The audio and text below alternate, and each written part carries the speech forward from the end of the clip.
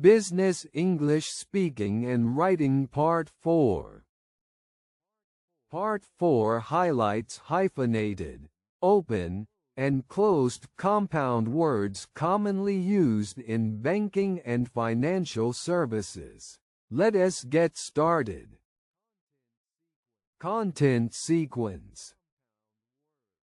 Hyphenated compound words. Asset-backed. Interest only. Credit default. Loan to value. Cost to income.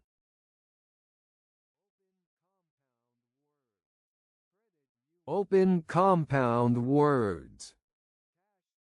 Credit union. Financial advisor. Cash flow.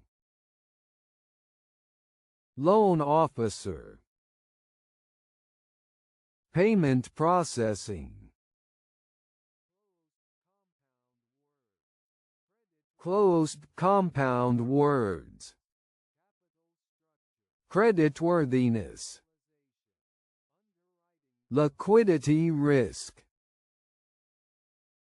Capital structure. Market capitalization. Underwriting process.